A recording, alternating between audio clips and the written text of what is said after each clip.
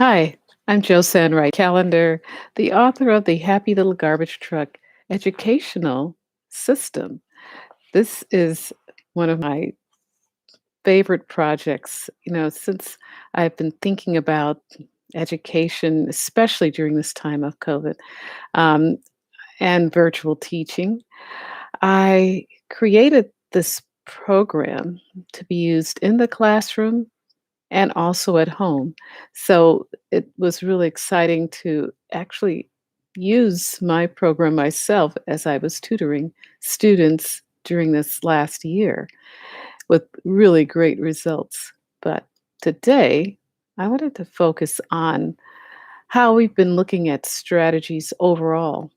And I've researched quite a few that I believe will help our children develop a powerful, hopeful mindset, which was actually the reason why I wrote the happy little garbage truck. A little bit of drum roll there. It was to help children build a happy, positive mindset and a better self-esteem, as well as teach literacy skills. Well, when we started, we looked at a number of strategies, and one in particular that really stayed with me was why Joel Wong's The Science, I believe, of Encouragement, where he identified five characteristics by the Adlerian scholars, who Alfred Adler was the father of positive psychology.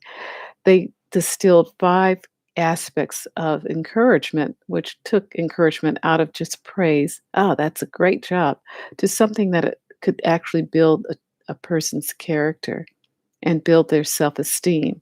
And those five characteristics were hope, perseverance, inspiration, courage, and confidence. Now, from I went deeper into looking at hope. How could hope, actually build someone's self confidence when it's very ephemeral? You're hoping for something.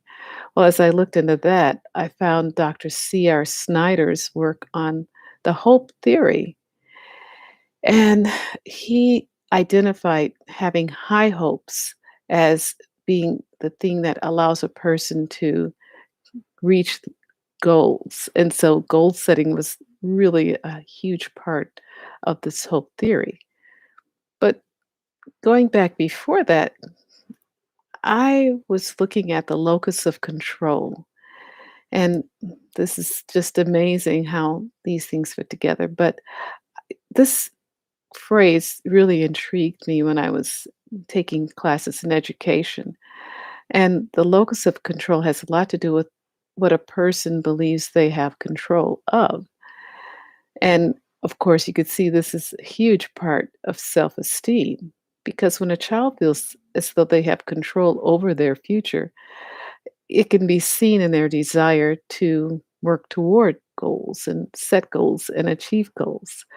You can see it in the athletics department, those who set goals by their coaches, encouraging them, encouragement, uh, are able to achieve higher levels. It's seen in the academic world, it's seen in the social emotional world. So, having goals is incredibly important.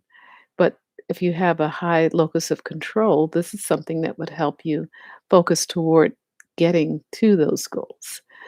Well, high hopes was one of C.R. Snyder's terms that I loved because it's the result of having a stretch goal, something that's not just getting up in the morning and making up one's bed, which is important, of course, because these little goals, as we learn, build up upon themselves as we have success. It still creates the dopamine effect, which I'm going to talk about.